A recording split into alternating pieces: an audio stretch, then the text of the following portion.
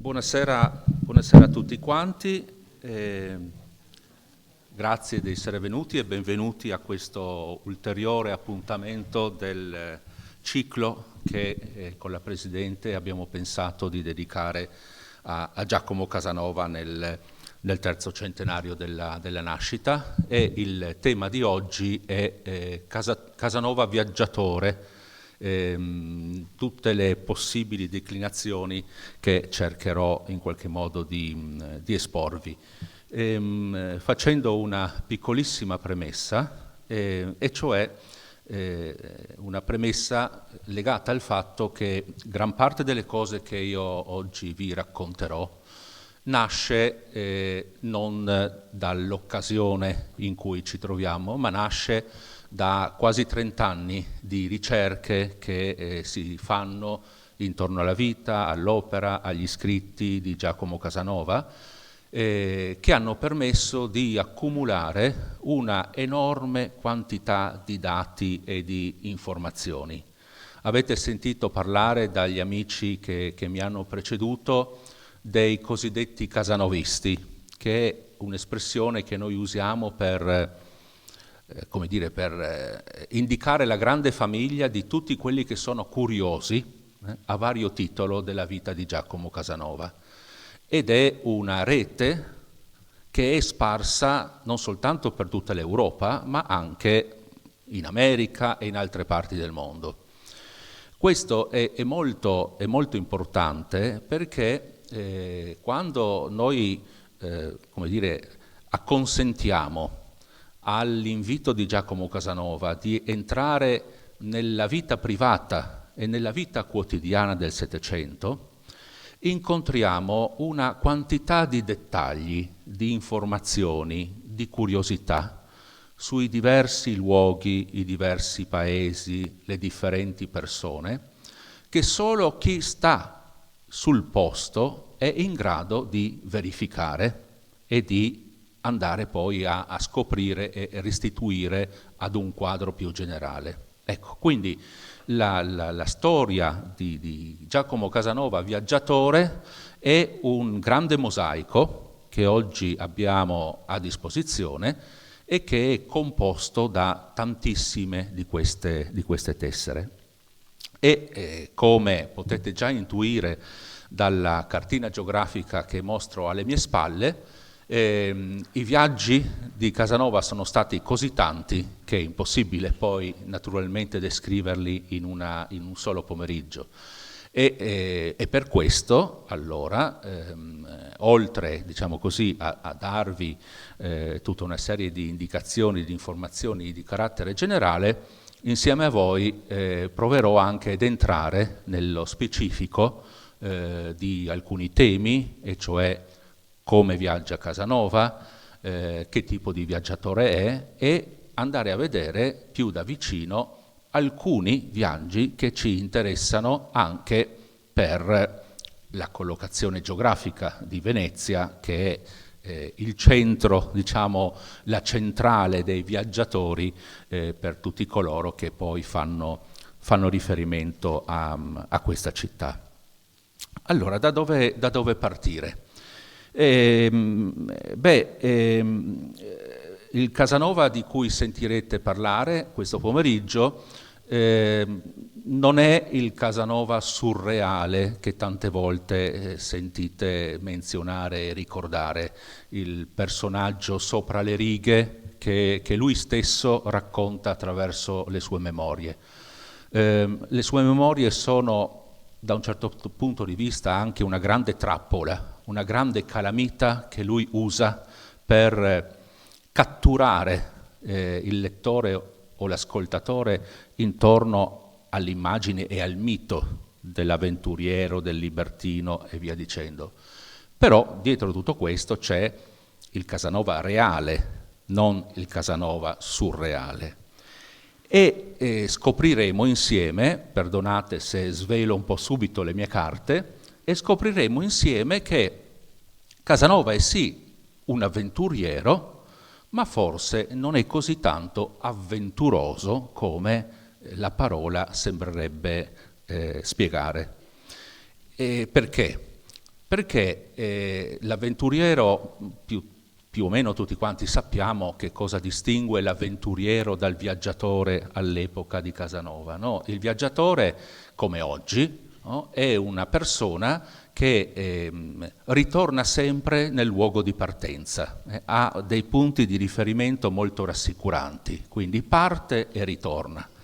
L'avventuriero, che è una parola inventata proprio nel secolo di Casanova, che prende il nome dai soldati di Ventura e poi diventa invece il viaggiatore avventuriero, ecco, l'avventuriero ha la caratteristica di sapere da dove parte, ma non sapere se ritornerà mai. E quindi il nostro Giacomo Casanova è perfettamente all'interno di questa immagine. Però, se torniamo alla carta geografica che vedete alle mie spalle, riusciamo anche a capire che tipo di avventuriero e che tipo di viaggiatore Casanova è alla sua epoca. E su questa carta, attraverso il lungo lavoro che vi ho descritto prima, i casanovisti sono riusciti a tracciare tutti i percorsi e tutti gli itinerari che lui ha compiuto nel corso della sua vita. E quindi siamo perfettamente in grado di vedere fino a dove lui si è spinto a occidente, nella penisola iberica, fino a dove si è spinto ad oriente, San Pietroburgo, Mosca, a sud, no? il viaggio verso Costantinopoli, più di un viaggio, e a nord, tutto sommato, poi il suo orizzonte arriva verso le repubbliche, quelle che oggi sono le repubbliche baltiche. E naturalmente Londra, che è una grande attrazione anche già all'epoca di Casanova, perché è vivace dal punto di vista del commercio, è vivace per i giornali, le gazzette, i pettegolezzi e tutto quello che ci volete mettere. Però se ponete mente al fatto che l'epoca, gli anni in cui vive Casanova, nato nel 1795 e morto nel 1798, sono gli stessi anni dei viaggi di esplorazione di James Cook, sono gli stessi anni in cui Benjamin Franklin si sposta da un capo all'altro dell'Oceano Atlantico come ambasciatore degli Stati Uniti d'America che stanno nascendo, ecco, o sono, aggiungo un'altra cosa, sono gli anni in cui i viaggiatori europei del Grand Tour scoprono la Sicilia e quindi la natura, i vulcani, eccetera. Beh, vedete, Casanova arriva, il posto più estremo verso sud in cui arriva è la Calabria e oltre non va. E quindi si rivela un viaggiatore tutto sommato molto convenzionale. C'è una spiegazione per tutto questo che adesso poi vi racconterò, ma le sue destinazioni non sono poi così avventurose. Sono delle destinazioni, sono dei viaggi che sono delimitati, per così dire, all'interno del continente europeo. Noi siamo riusciti nel tempo a fare un'operazione anche molto, molto dettagliata per quanto riguarda diciamo il suo modo di viaggiare e le sue destinazioni. Noi sappiamo, perché è stato calcolato un po' tutto, ormai di Casanova sappiamo anche il numero delle scarpe, a che ora andava a dormire, cosa mangiava, l'abbiamo sentito tante volte. Allora, Casanova ha percorso nel corso della sua vita circa 65.000 chilometri. Fate attenzione, è una cosa molto importante perché Casanova viaggia in un'epoca in cui l'Europa è in guerra.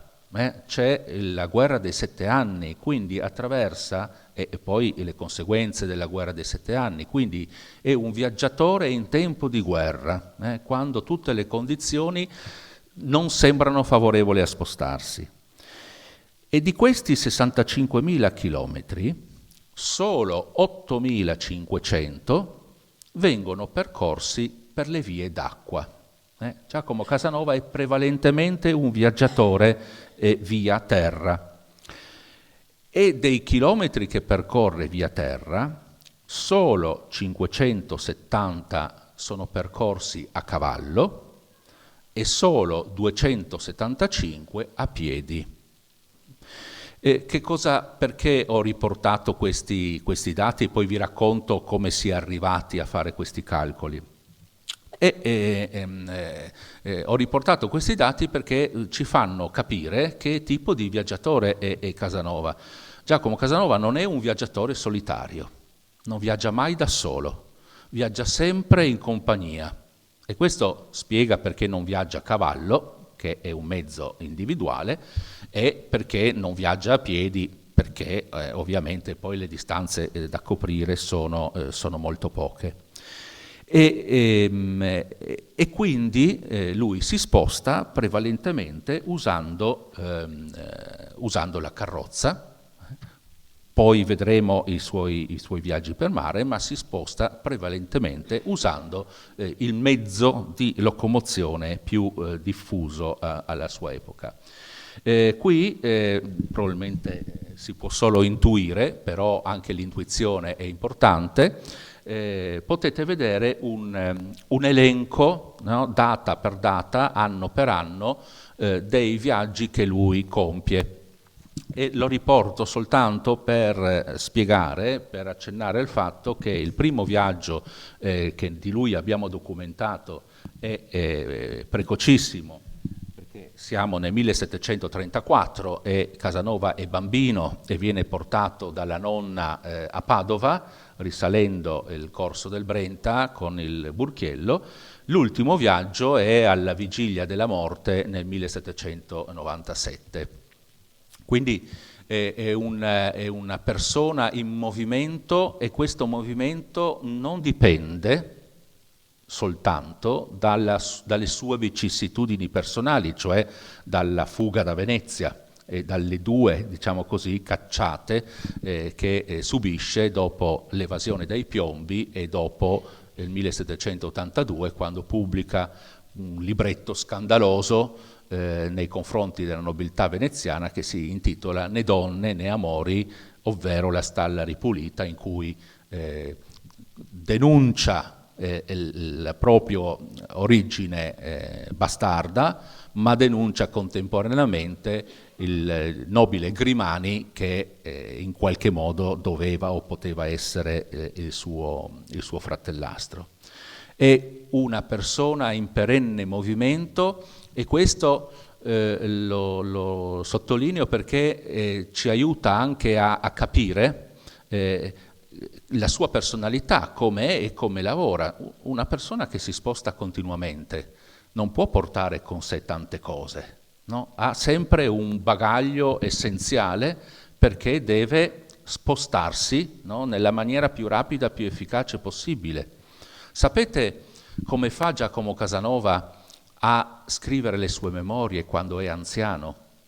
Riesce a farlo perché nel corso della sua vita, a mano che accumulava una certa quantità di carte e di documenti che gli servivano per fare il suo mestiere di spia, perché sostanzialmente poi si faceva pagare per le informazioni, lasciava queste casse in deposito nelle diverse città in cui si trovava e quindi da anziano riesce a recuperare una parte di queste casse di documenti e farsele spedire in Boemia, dove poi inizia a scrivere le sue memorie. Quali sono i suoi viaggi? Ho detto viaggi per mare e viaggi per terra. I viaggi per mare sono, tranne il viaggio a Costantinopoli, sono viaggi di corta gittata, mettiamola così. La prima esperienza che lui racconta è quella, vi citavo prima, del suo trasferimento a Padova per andare a studiare, portato dalla nonna, e quindi descrive, c'è una bellissima descrizione di un tragitto classico della nobiltà veneziana, risalire il corso del Brenta attraverso Fusina per andare verso Padova. E poi l'altra sua grande esperienza, e qui vedete il Burchiello vicino a Venezia, uscendo dalla parte di Fusina, in una famosissima guida del forestiere pubblicata da Albrizzi alla metà del Settecento, e l'altro suo grande viaggio per mare, sul quale torneremo dopo, è il viaggio verso Costantinopoli, che fa non da viaggiatore nel senso tecnico del termine, ma fa da arruolato nella marina veneziana, sulle galee e in particolare al seguito della galea che conduce all'assunzione dell'incarico del nuovo provveditore dello Stato d'Amar. E questo è un disegno anche abbastanza famoso della galea d'armata imbandierata in un'occasione di questo tipo che si trova oggi al gabinetto dei disegni delle stampe del Museo di Carezzonico. Mentre invece quando si sposta per terra, siccome vi ho detto che non è mai da solo, okay, usa una molteplicità di carrozze che sempre lui descrive con un estremo dettaglio e la cui diciamo, tipologia varia a seconda del paese che sta attraversando. Perché è importante questo? È importante perché la carrozza, qui ho pescato una carrozza postale viaggiatori che viene utilizzata fino quasi alla fine dell'Ottocento ancora nel percorso tra Milano e Abbiategrasso. Allora, perché è importante questo mezzo di trasporto? Lo si intuisce un po', era scomodissimo ovviamente viaggiare su questo tipo di carrozza, ma la carrozza era un luogo formidabile per conoscere persone, per socializzare, per fare delle conoscenze. Quindi il viaggio in compagnia è per Casanova uno strumento per costruire delle relazioni. E c'è un'altra cosa importante che noi siamo in grado di come dire, di ricostruire attraverso le memorie e altre carte che Giacomo Casanova ha lasciato, e cioè le spese che fa. Come fa un personaggio come lui, che noi sappiamo essere sempre stato squattrinato, no? Sempre dipendente dalla generosità di amici o di amiche o da prestiti, come faceva a viaggiare così tanto? Ecco, allora, se avete ancora in mente la carta geografica che vi mostravo prima, anzi possiamo rapidamente tornare indietro, ecco, queste strade non sono delle strade, e anche questo ci spiega perché è poco avventuroso, non sono delle strade scelte a caso. Queste sono le strade degli itinerari postali, cioè sono dei percorsi molto, molto precisi, molto ben definiti, che permettono, no, al viaggiatore di sfruttare dei mezzi di trasporto a basso costo. Non la carrozza o il calesse del nobile o del signore benestante, ma semplicemente o scorcare un passaggio o pagare un prezzo modico per spostarsi dividendo la spesa insieme ad altre persone.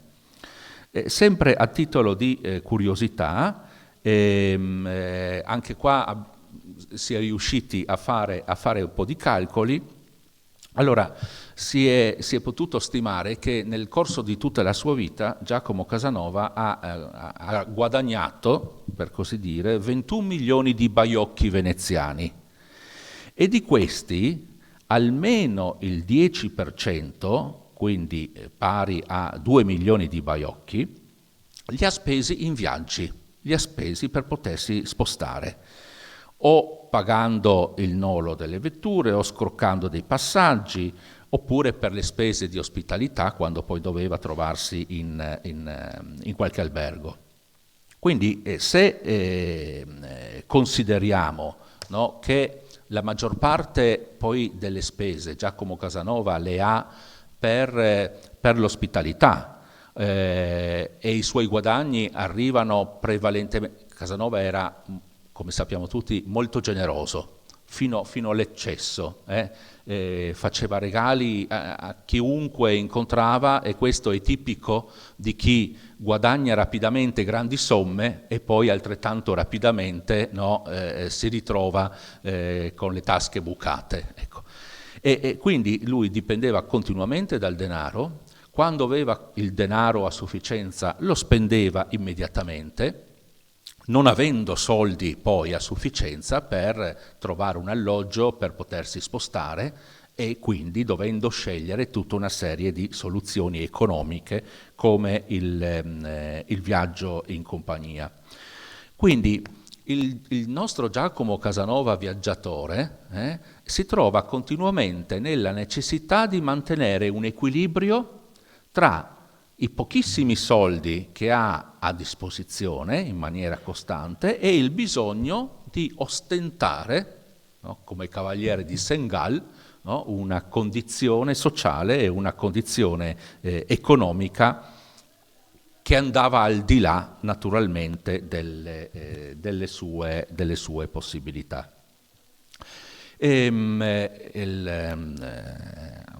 Andando un po' avanti lungo questa strada, il nostro Giacomo Casanova è però talmente consapevole di questa situazione, dell'importanza del viaggiare, delle strade postali, delle vie di comunicazione, che riesce, da par suo, in maniera geniale, se vogliamo, a sfruttare queste sue conoscenze che dipendono dalla necessità per trarne vantaggio. Il caso e l'esempio che vi voglio portare è quello del momento in cui Giacomo Casanova, alla fine del primo esilio, attende il perdono della Repubblica di Venezia e si trova a Trieste. Trieste, città della monarchia asburgica, sufficientemente vicina naturalmente a Venezia per poter contare anche sulle sue amicizie. Per guadagnare qualche soldo, Giacomo Casanova che cosa fa? Propone all'amministrazione del governo di Trieste un nuovo tragitto postale, quindi una nuova via di comunicazione che possa accelerare i tempi di percorrenza tra Venezia e Trieste. Per quale motivo? Il motivo è che fino alla fine del Settecento la strada che oggi tutti quanti possiamo percorrere per andare tra Trieste e Venezia, passando per la bassa pianura friulana, quindi dopo Portoguarro, Cervignano, San Giorgio e Aquileia, era una strada completamente abbandonata, impraticabile a causa delle paludi che non erano state ancora bonificate. Il che significa che per raggiungere Venezia, come vedete in questa cartina, si era costretti a percorrere questa strada che vedete tracciata in alto, no? Che da Trieste attraverso Gorizia portava a Udine, a Pordenone, e poi si poteva finalmente scendere verso Venezia, che è il tragitto della linea ferroviaria lunga, no? Che si percorre andando in direzione di Treviso e Pordenone. Ecco. Possiamo immaginarci come questo fosse estremamente dispendioso dal punto di vista del tempo, naturalmente, prima di tutto, e dal punto di vista economico. Casanova che cosa fa?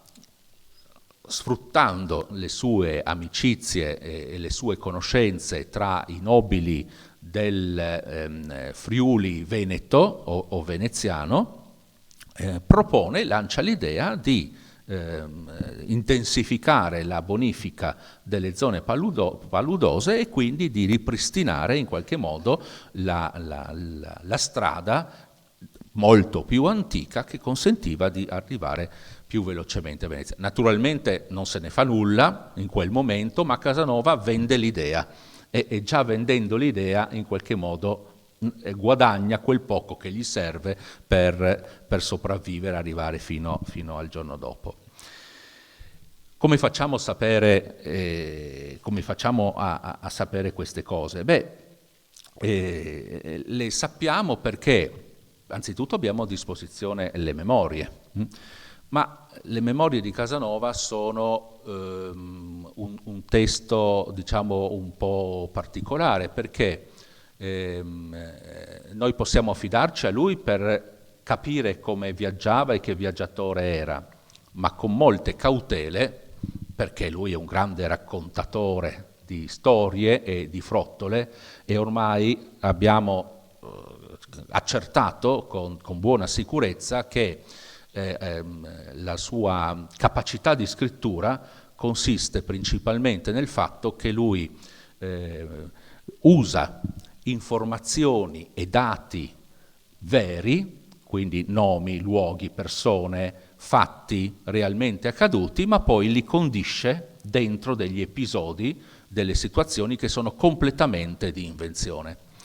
E quindi quando noi vogliamo fare questa operazione, che vi dicevo all'inizio, di andare dal Casanova surreale al Casanova reale, dobbiamo appoggiarci anche ad altri tipi di documentazione. Quali possono essere? Esiste questo grande archivio che Casanova ha conservato negli ultimi anni della sua vita, proprio mentre scriveva le memorie.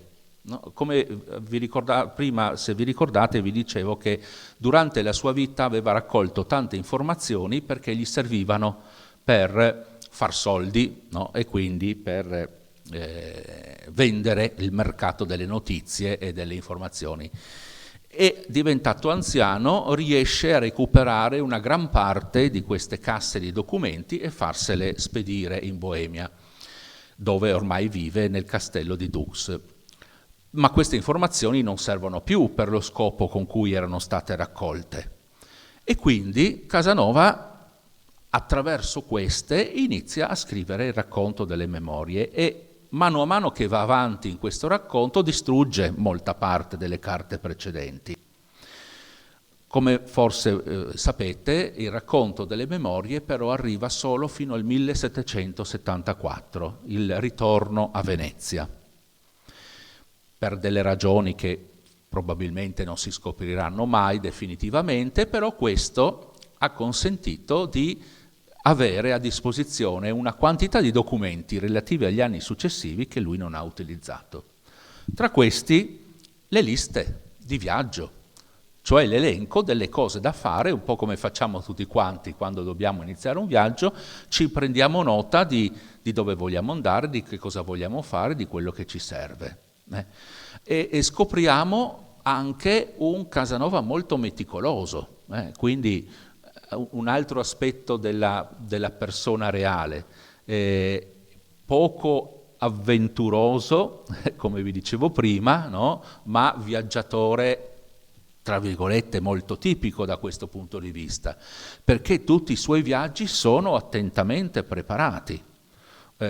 Perdonatemi un po' l'immagine forse ardita, no? Ma è come oggi chi va a fare un viaggio con l'auto ad alimentazione elettrica. Prima di partire deve sapere esattamente dove potrà fermarsi per ricaricare la batteria. Ecco, Casanova non deve ricaricare la batteria della macchina, ma sa quando finiscono i suoi denari. E per questo il suo viaggio deve essere un viaggio programmato e deve essere molto spesso un viaggio che ha delle destinazioni precise che sono le grandi città.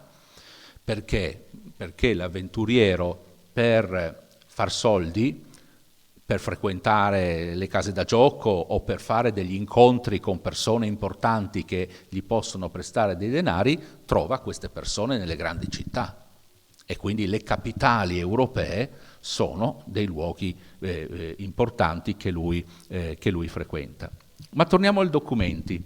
Allora, vedete, questo è un tipico assetto da viaggio di Giacomo Casanova quando deve percorrere una distanza, una tappa, una distanza più o meno lunga, è la scrittura di Casanova, no?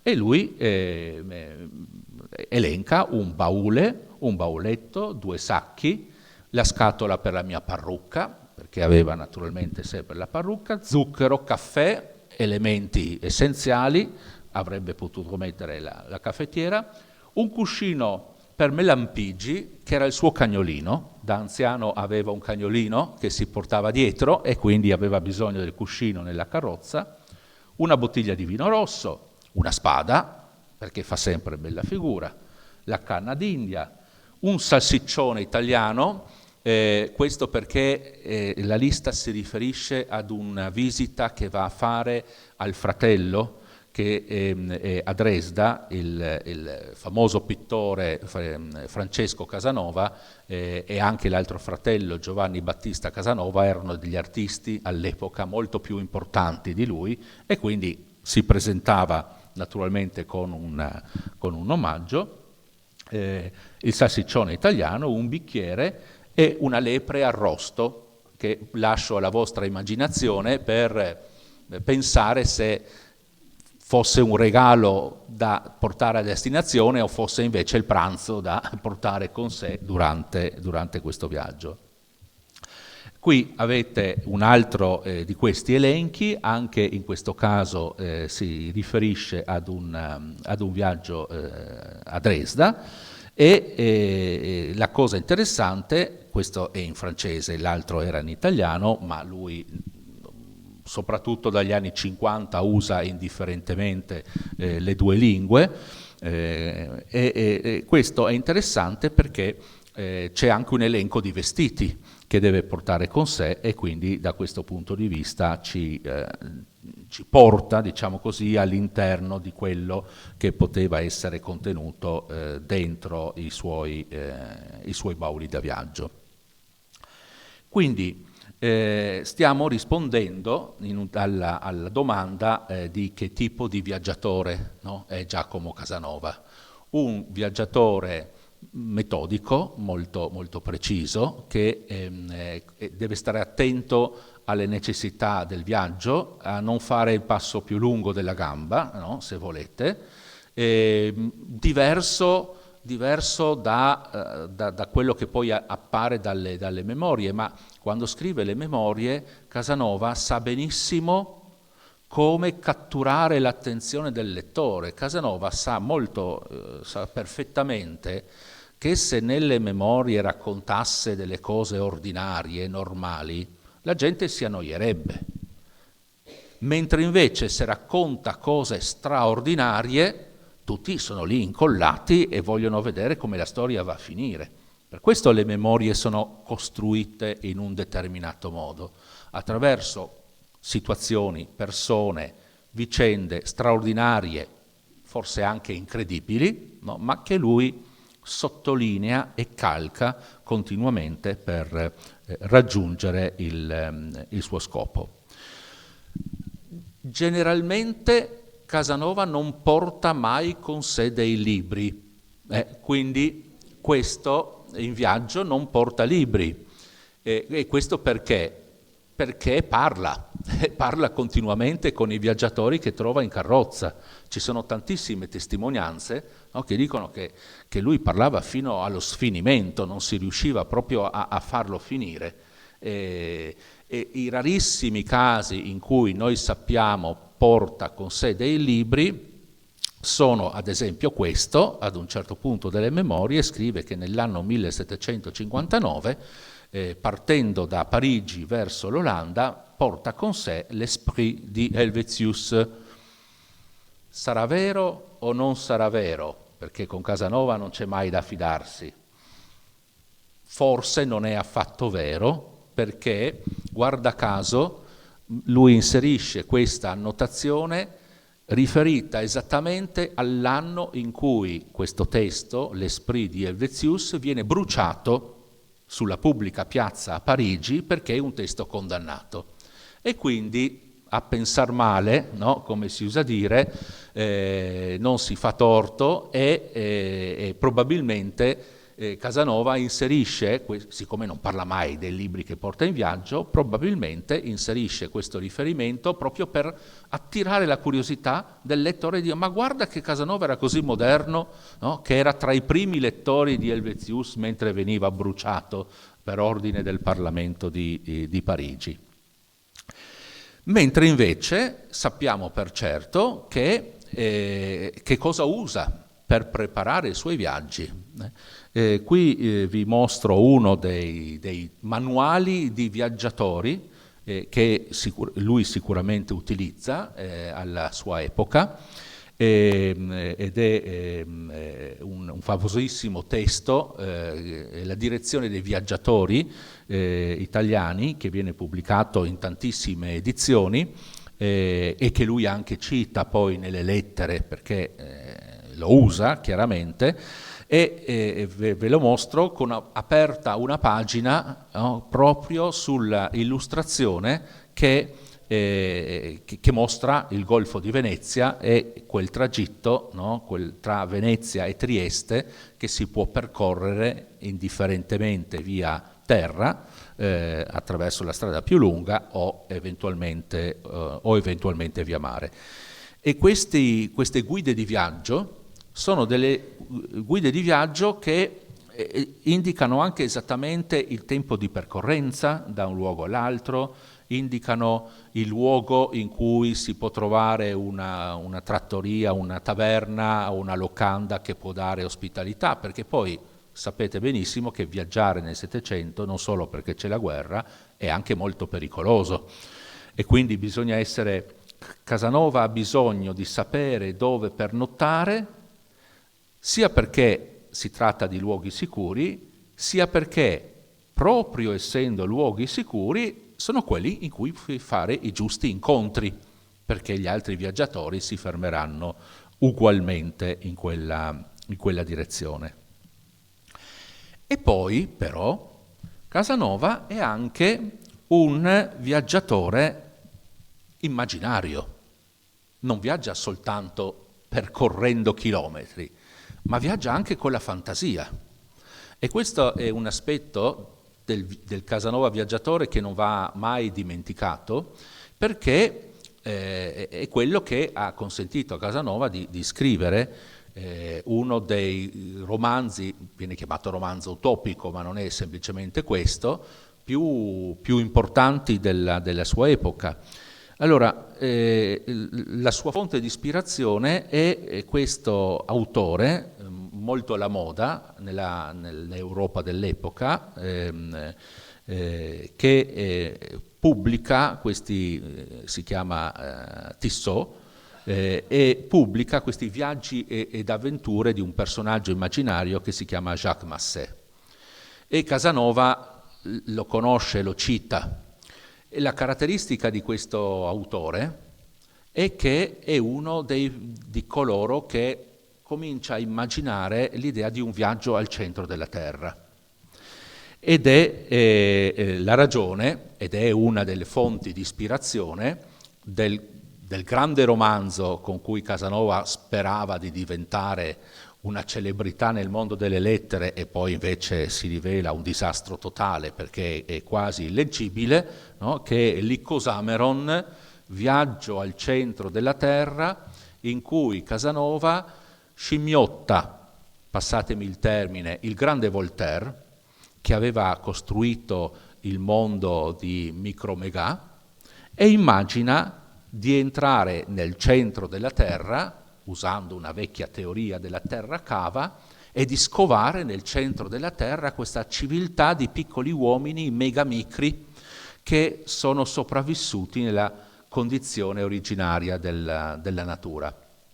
Allora, come vi ho detto, questo è un romanzo che non ha nessun successo, sarebbe rimasto confinato, diciamo così, solo nella curiosità, se non fosse per il fatto che in un certo momento è capitato nelle mani di Jules Verne, che poi ha scritto Il viaggio al centro della Terra, e quindi in qualche modo ha concorso, no, a ispirare questa dimensione del viaggio immaginario, che è un altro aspetto, no, del viaggiatore del viaggiatore reale, perché si viaggia o con le proprie gambe, ma si può viaggiare anche con la mente.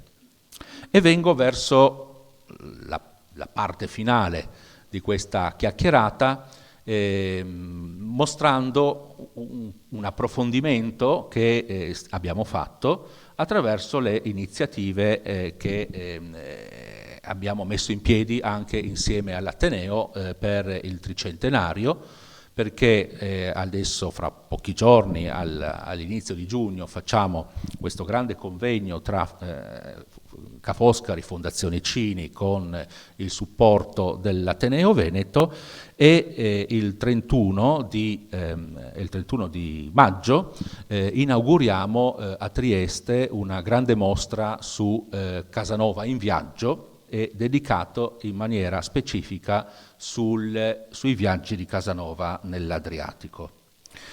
Perché riporto la vostra attenzione su questo? Perché noi pensiamo che su Casanova si sappia tutto, si sia detto tutto, ma in realtà è una pentola che appena sollevi il coperchio ti cattura e continuamente spinge verso la curiosità e spinge verso questo giochino, no, di verificare che cosa c'è di vero, che cosa c'è di falso nei suoi racconti.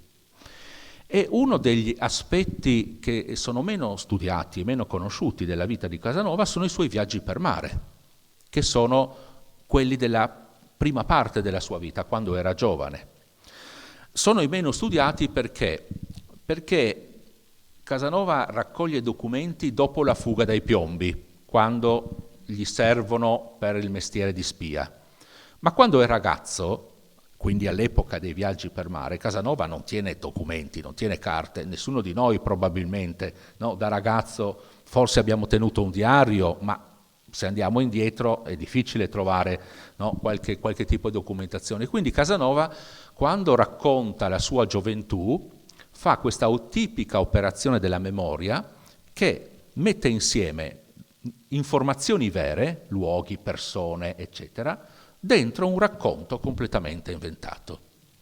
E così questo ci spinge, no, a provare a vedere che cosa c'è dietro i viaggi di Casanova nell'Adriatico a partire da Venezia e nel Mediterraneo, in una fase particolare della sua vita, gli anni 1741-1745, che sono anche degli anni molto importanti per la storia di Venezia, perché corrispondono ad una pausa nelle grandi epidemie di peste che avevano condizionato i traffici commerciali. E anche se si racconta che il Settecento è un'epoca di decadenza dal punto di vista politico-istituzionale della Repubblica, in realtà, se andiamo a guardare dal punto di vista della storia dei commerci, oltre che la storia dell'arte, questa è un'epoca di grandissimo sviluppo. E quindi con il nostro Casanova noi possiamo capire come si viaggia, e lui viaggia, nell'Adriatico. Ed è quello che noi abbiamo fatto e che stiamo facendo attraverso le iniziative in corso. Allora, il primo esempio che vi mostro è quello che ci permette di capire come si viaggia in Italia, no, lungo la penisola italiana, non necessariamente usando la via di terra, perché la via di terra è pericolosa, è insidiosa, e continuamente le carrozze si ribaltano, le persone si feriscono. Casanova lo racconta continuamente, ok?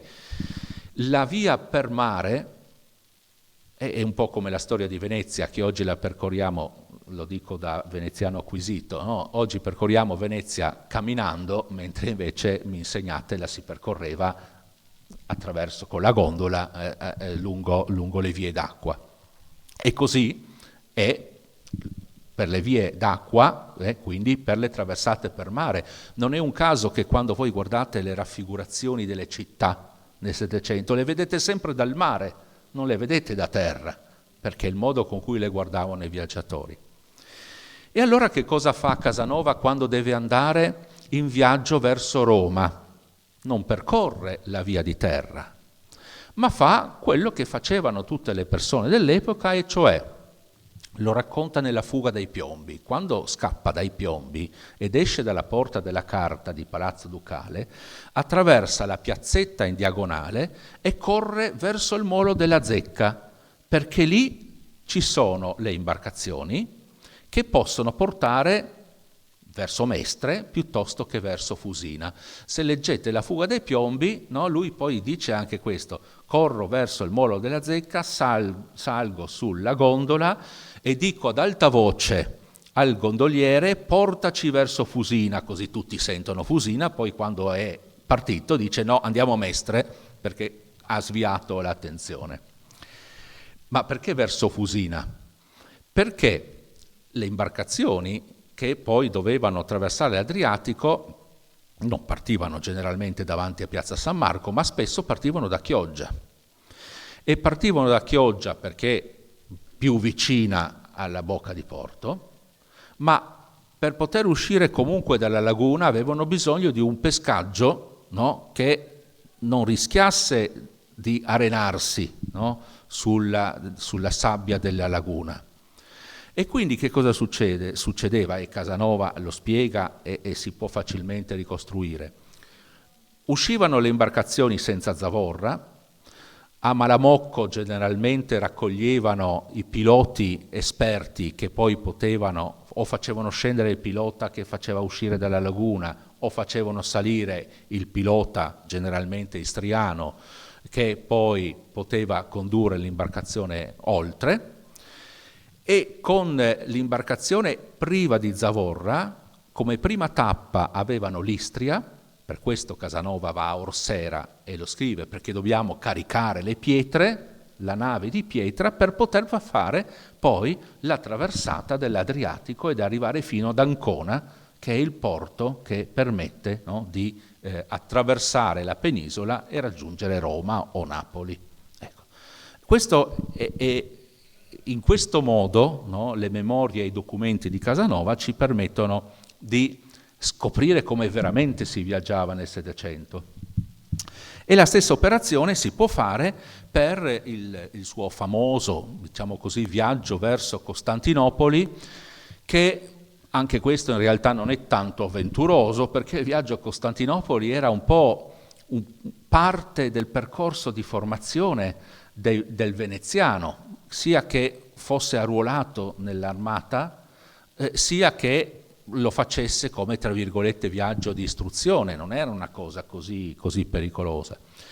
Però questo viaggio poi Casanova lo racconta, come sempre, in modo straordinario, raccontando la tempesta che ha incontrato il prete che faceva gli esorcismi a bordo per salvare la nave, lui che invece è razionale, illuminista quasi, che non ci crede, e quindi fa una sorta di combattimento verbale con il prete dicendo: non dovete credergli perché io vi assicuro che si arriverà lo stesso, e via dicendo. Però questo è le memorie di Casanova ci raccontano e ci restituiscono questo tipico modo di viaggiare lungo, diciamo così, il Golfo, perché tutto l'Adriatico era il Golfo, no, di Venezia, secondo il doppio itinerario sottovento e sopravvento, andata e ritorno, no, che permetteva poi di navigare lungo la linea costiera. Allora, mi avvio verso la conclusione per mostrare ancora una volta il dietro le quinte, no? I racconti di viaggi di Casanova sono tutti straordinari, e poi vanno in qualche modo decifrati, no?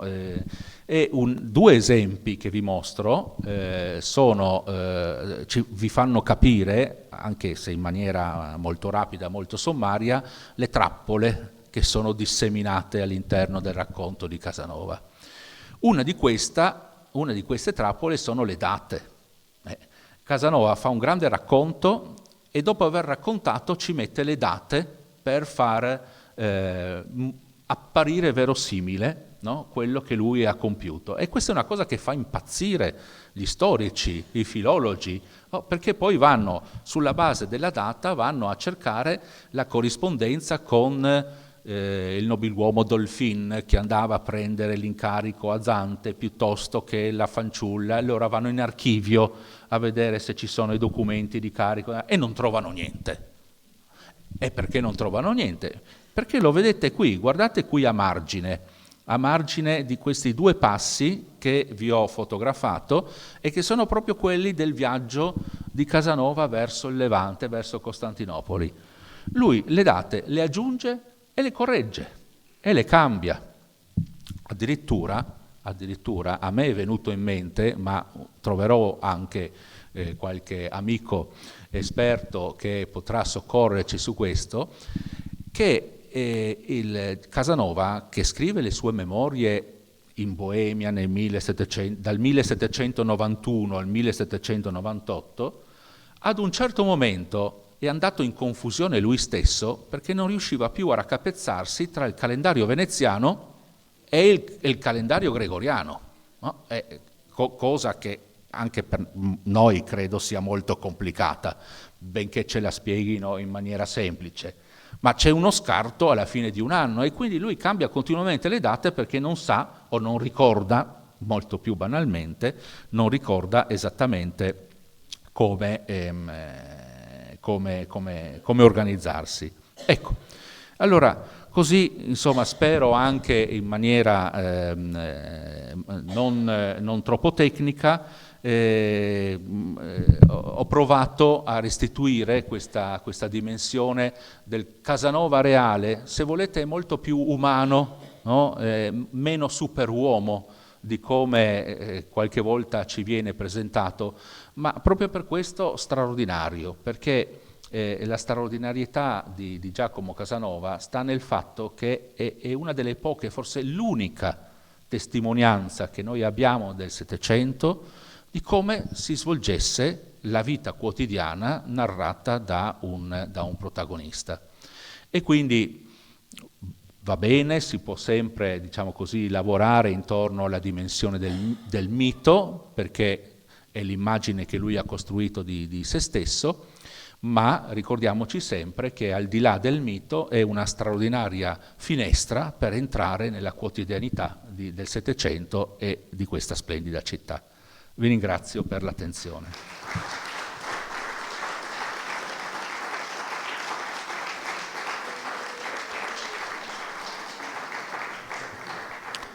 E sono a disposizione per tutte le curiosità o approfondimenti che...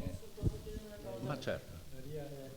Grazie. Diciamo, di tutti questi viaggi, quello che sembra sfuggire è un po' l'aspetto descrittivo, cioè monumenti, natura, vede, guarda, non vede, cioè questo io pochissimo ho letto, ma diciamo non l'ho trovato e mi chiedo come mai c'è questo passare sopra assolutamente a tutti gli aspetti esterni, ci sono solo camere, salotti, persone, diciamo, e mai un monumento o un altro momento descrittivo. Un'altra questione che lei appunto affrontava prima è il suo rapporto, diciamo, nelle capitali con le persone importanti, e questo trovo che sia un aspetto veramente interessante. Ho trovato, diciamo, veramente curioso come lui parla di Winckelmann e Mengs, cioè ne fa due macchiette insieme al Papa Clemente XIII Rezzonico quando lui è a Roma. Winckelmann fa capriole con i bambini di Mengs, Mengs si alza da tavola sempre ubriaco. Poi c'è diciamo così, lui scopre Mengs con un bel ragazzo chiuso in uno stanzino, eccetera, eccetera. Cioè tutta una smitizzazione, diciamo, di quei due studiosi che indubbiamente avevano, diciamo, una fama all'epoca a Roma, diciamo, nella corte papale e non solo. E quindi quello mi ha molto, molto stupito. E invece una domanda che le farei riguarda il suo rapporto a Vienna cos'è, 84-85, quando lui sta dall'ambasciatore Sebastiano Foscarini, perché là lui, non so quali siano le fonti, saranno delle corrispondenze private dove lui dice che è segretario di Foscarini, perché in realtà segretario non può essere, in quanto i segretari di ambasciata venivano nominati a Venezia dal Consiglio dei 10, eccetera, eccetera. Quindi volevo sapere qual era la fonte di questo racconto, diciamo. Grazie. Ok, allora, allora, è vero, Casanova quando viaggia e descrive i suoi viaggi non descrive nulla di quello che ci aspetteremmo o che descrive un viaggiatore normale. Non parla mai, quasi mai dei paesaggi, non parla mai, quasi mai della natura o dei monumenti, non c'è assolutamente nulla di tutto questo. Per quale motivo? La mia personale opinione è che si spiega in questo modo. Allora, il racconto di viaggio nel Settecento segue degli schemi consolidati, che si ripetono, no? E una parte, gli schemi sono indicare la stagione in cui si è viaggiato, perché questo è una guida per il viaggiatore successivo, indicare i luoghi, le locande in cui ci si è fermati, perché questo è un'altra indicazione per chi rifarà lo stesso viaggio, indicare i luoghi, no? Le bellezze dei luoghi in cui sono stati, è una sorta di, ci sono esperti molto più autorevoli di me, ma è una sorta di canone letterario, ok? Casanova, che è un provocatore, no? E che vuole dichiaratamente uscire dagli schemi, non usa assolutamente, non vuole usare questo tipo di schema. È per questo che il suo racconto di viaggio è altro, è alternativo, fa parte della sua personalità, ed è un altro degli aspetti per cui colpisce la nostra attenzione, no? È tra virgolette straordinario. La cosa più o meno simile avviene nella descrizione dei grandi personaggi che incontra, Winckelmann, Mengs, no? Che sono stati citati, dove la notizia, il racconto che viene dato di queste persone è ancora una volta straordinario, perché non trovi da nessun'altra parte una descrizione di che cosa faceva Mengs nello sgabuzzino, no, del suo atelier, o di che cosa faceva Winckelmann correndo dietro ai ragazzi. Allora, qual è, diciamo, il sospetto fondato? È che Casanova volutamente fa questo, e attenzione, lo fa sempre quando è sicuro che i personaggi di cui parla sono morti, in modo che non ci siano testimonianze, ed è anche l'unico che lo fa. Non abbiamo altre testimonianze o altre prove che ci dicano il contrario, e quindi rimaniamo sospesi, è lui che lo dice. Allora, o gli crediamo, oppure non gli crediamo, ma non abbiamo un'altra testimonianza di quel tipo che ci restituisca una situazione del genere. Potrei farvi l'esempio, tanto per farvi capire, l'esempio di quando lui racconta gli incontri che ha con il grande Voltaire o con Federico II di Prussia. Beh, quando leggete queste pagine, Casanova racconta questi incontri come una situazione in cui lui è la persona importante, no? E il re di Prussia è un poveretto, no? Che ha incrociato la sua strada, e lui, e Casanova afferma di trattare dall'alto in basso Federico II di Prussia. È plausibile una cosa del genere? No, ma ottiene l'effetto che Casanova vuole, no? Di incuriosire il lettore. Che cosa fece veramente Casanova a Vienna tra il 1784 e il 1785? Allora, è una cosa di cui io personalmente mi sono interessato, perché Casanova, da, diciamo così, segretario dell'ambasciatore Foscarini, rivendica, non nelle memorie perché non arrivano fino a questo punto, ma in altri scritti, rivendica addirittura di aver risolto un grande conflitto diplomatico tra la Repubblica di Venezia e la Repubblica delle Province Unite, cioè l'Olanda, che stavano per entrare in guerra, ricorrendo, risolvere questo grazie all'intercessione del re, dell'imperatore asburgico.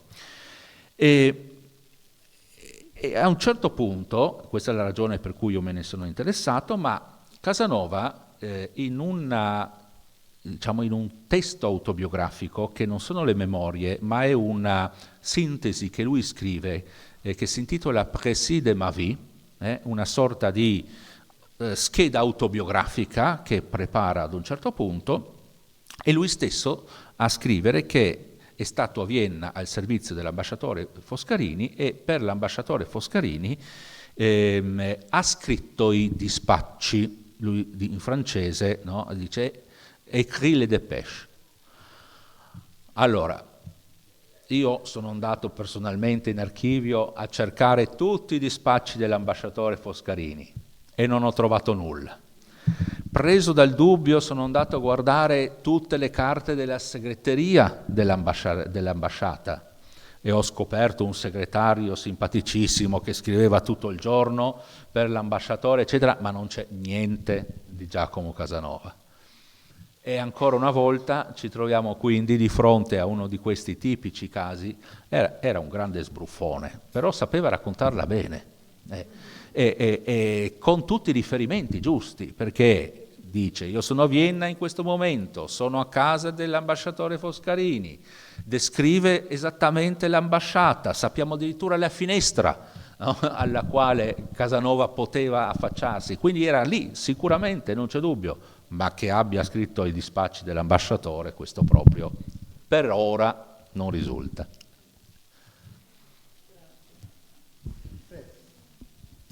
Ecco, innanzitutto grazie per questa splendida lezione sia di metodo che anche, diciamo, di passione di ricerca.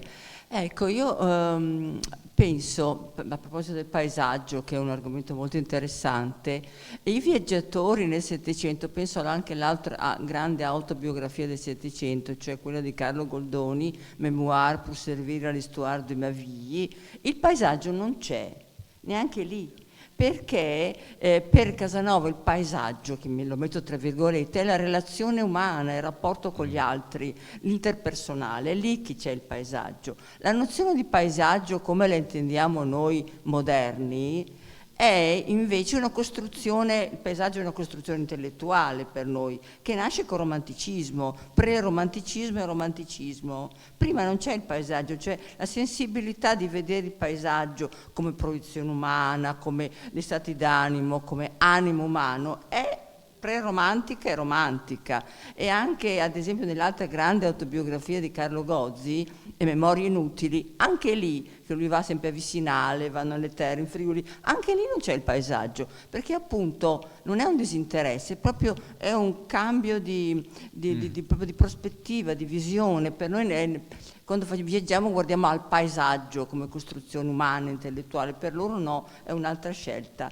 Però c'è un paesaggio che mi ha molto colpito nella descrizione di Giacomo, è quando arriva a Costantinopoli, che vede l'acqua e vede la città e rimane fulminato. Lì c'è la passione. Ma perché? Perché lui probabilmente proietta in questa dimensione acqua-città la sua città.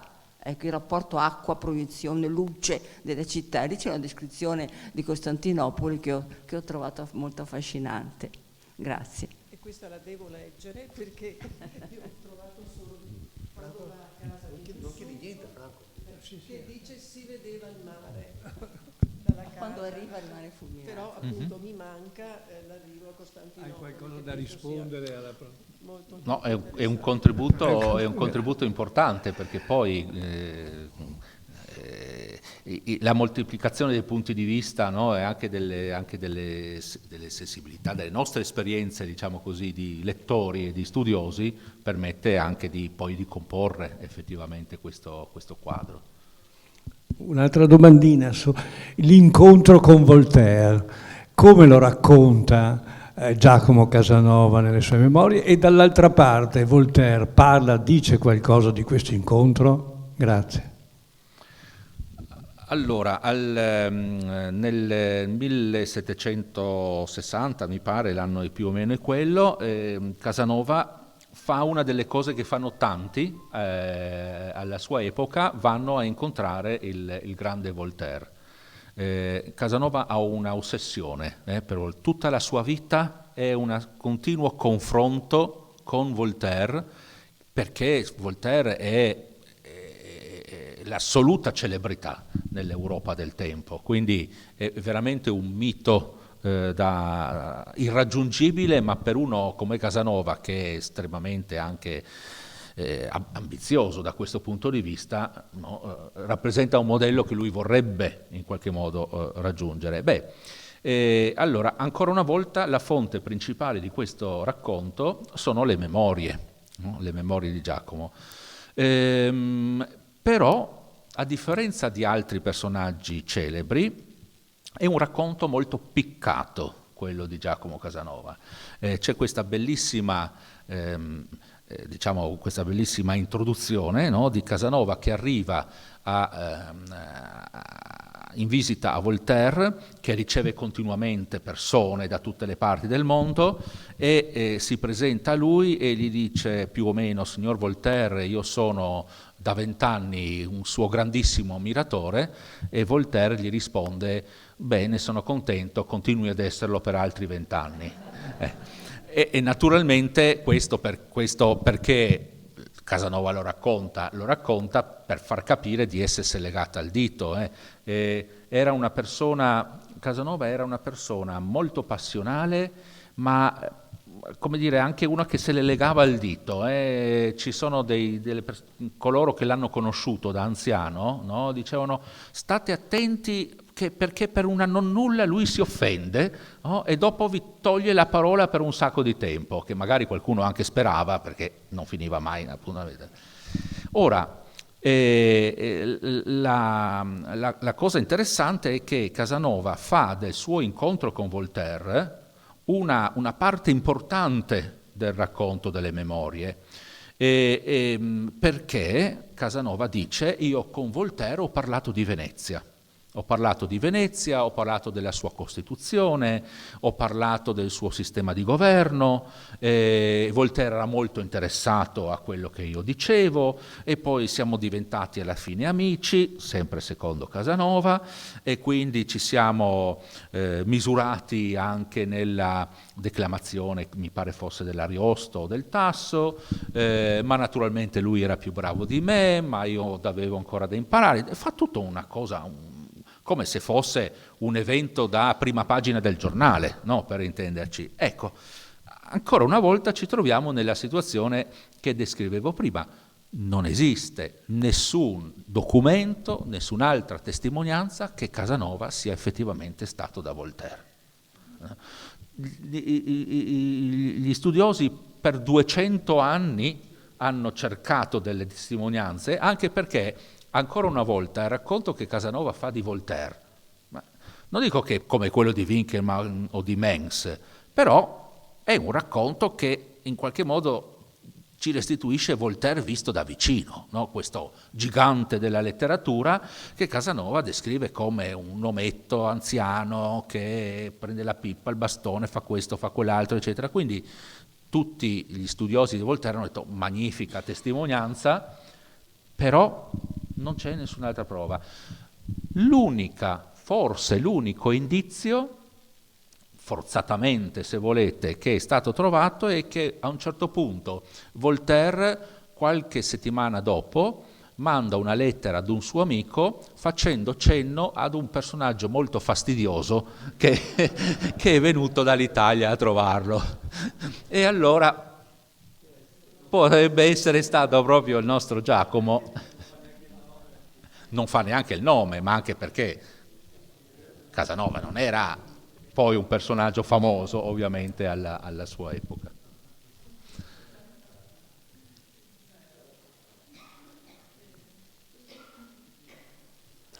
Bene, allora vi ringrazio dell'attenzione e vi invito anche a continuare a seguire tutte le iniziative casanoviane che vanno avanti per tutto l'anno e poi continueranno anche a scavalco con il 2026. Buona serata a tutti.